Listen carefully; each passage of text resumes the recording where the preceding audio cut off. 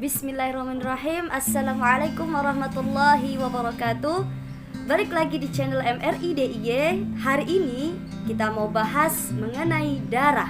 Pasti gak asing lah ya dengan darah. Oke, langsung saja kita kenalan dulu nih sama kakak yang satu ini. Perkenalkan, nama saya Era Faiki Amalia. Saya berasal dari jurusan Teknologi Transfusi Darah yang sekarang bekerja di salah satu RSUD di Sleman. Oke, lalu darah itu apa sih? Darah itu merupakan salah satu komponen esensial dalam tubuh makhluk hidup ya, mulai dari hewan sampai ke manusia. Darah berada di dalam pembuluh darah yang mempunyai fungsi sebagai pembawa oksigen, pertahanan tubuh terhadap infeksi, dan mekanisme hemostatis. Lalu kenapa sih kita harus transfusi darah? Karena di Indonesia masyarakat yang membutuhkan darah itu banyak banget. Yang kedua, kita bisa menjadi pahlawan dengan cara yang mudah. Dan yang ketiga, donor darah itu tidak menyakitkan kok.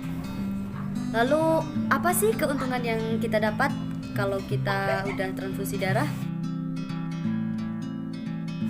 Yang pertama, kalau kita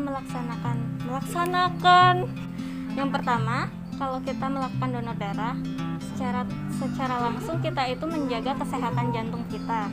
Yang kedua, tubuh kita itu akan memproduksi sel-sel darah yang baru. Yang ketiga, kesehatan psikologi itu bisa didapatkan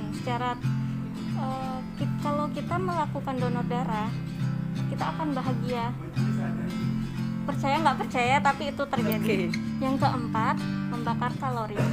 Yang kelima, mendeteksi penyakit. Jadi kalau kita rutin dengan donor darah, penyakit kita dapat terdeteksi.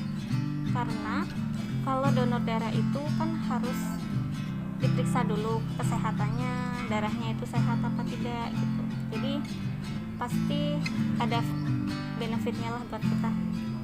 Oke, boleh dong untuk bagi-bagi tips untuk teman-teman yang mau transfusi darah di kala pandemi ini. Yang pertama, kita harus memastikan kalau diri kita itu sehat ya, tidak ada demam atau batuk kayak gitu. Yang kedua, kita harus rajin-rajin cuci tangan.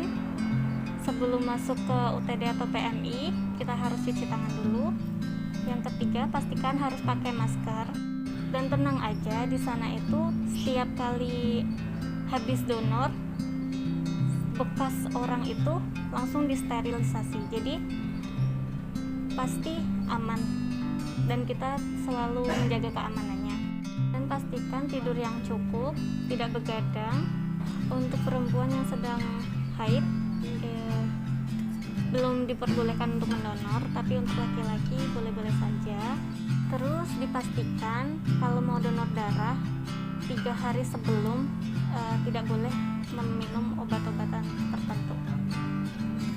Oke, terima kasih banyak kepada kakak Era yang sudah meluangkan waktunya menjelaskan mengenai darah secara global kepada kita semua dan teruntuk kepada teman-teman semua. Karena kita sudah mengetahui banyak sekali manfaat di balik transfusi darah. Dan setelah ini kita harapkan jangan ada yang takut buat transfusi darah. Karena memang dari transfusi darah itu pun juga sangat bermanfaat bagi orang lain.